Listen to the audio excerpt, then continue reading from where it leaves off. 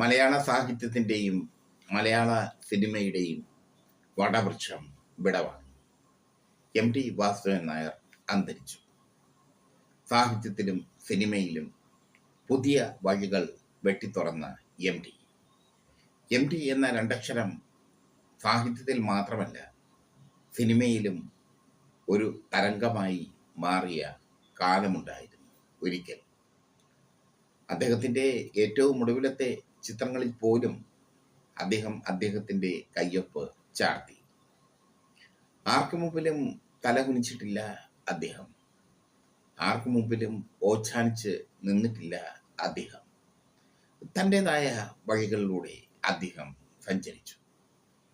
പ്രേം നസീർ അടക്കമുള്ള സൂപ്പർ താരങ്ങൾ അദ്ദേഹത്തിൻ്റെ സിനിമകളിൽ, അദ്ദേഹം തിരക്കഥ എഴുതുന്ന സിനിമകളിൽ അഭിനയിക്കാൻ വെമ്പൽ പൂണ്ടു നിന്ന ഒരു കാലഘട്ടം ഉണ്ടായിരുന്നു. മമ്മൂട്ടിയെ താരരാജാവാക്കിയതിന് പിന്നിൽ എം.ടിയുടെ കരങ്ങളുണ്ടായിരുന്നു. എം.ടി സിനിമകളിലൂടെയാണ് മമ്മൂട്ടി താരരാജാവായി മാറിയത്. ഒരിടത്തും തോൽക്കാത്ത എം.ടിയെ ഒരാൾ മാത്രമേ അപമാനിച്ചിട്ടുള്ളൂ. അത് നമ്മുടെ പാർവതി ജയറാമാണ്. ജയറാമിൻ്റെ ഭാര്യ പാർവതി. ഒരു കാലത്ത് മലയാള സിനിമയിൽ തിളങ്ങി നിന്ന പാർവതി.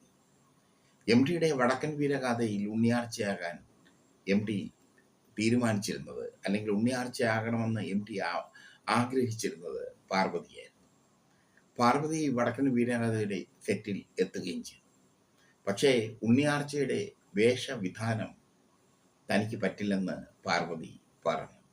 കാരണം അതിൽ ശരീരം എക്സ്പോസ് ചെയ്യുന്ന വേഷമാണ് ധരിക്കേണ്ടത്. മുലക്കച്ചയും മുണ്ടുമൊക്കെയാണ് വേഷം.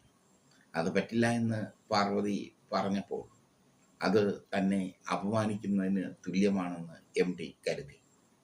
ഉടൻ തന്നെ എം.ടി സെലക്ട് ചെയ്തത് മാധവി. പാർവതിക്ക് പകരം ഉണ്ണിയാർച്ചയായി മാധവി എത്തിയപ്പോൾ മാധവി മലയാളികളുടെ ഉണ്ണിയാർച്ചയായി മാറിയത് ചരിത്രം.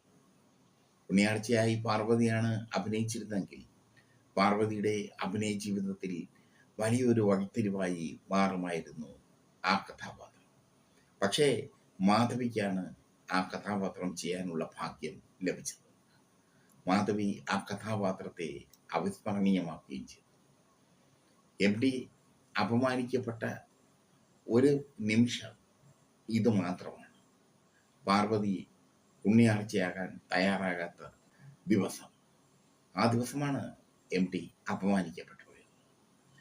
പിന്നീട് ജയറാമൊക്കെ എം.ടിയുടെ കഥയിൽ അഭിനയിക്കാൻ എം.ടിയുടെ പിറകെ തന്നെ നടന്നു. എം.ടിയുടെ തിരക്കഥയിൽ അഭിനയിക്കാൻ വേണ്ടി തീർത്ഥാടനം എന്ന ചിത്രത്തിലൂടെ എം.ടി ജയറാമിന് വ്യത്യസ്തമായ വേഷങ്ങൾ ചെയ്യാൻ കഴിയുമെന്ന് തെളിയിച്ചു കൊടുത്തു.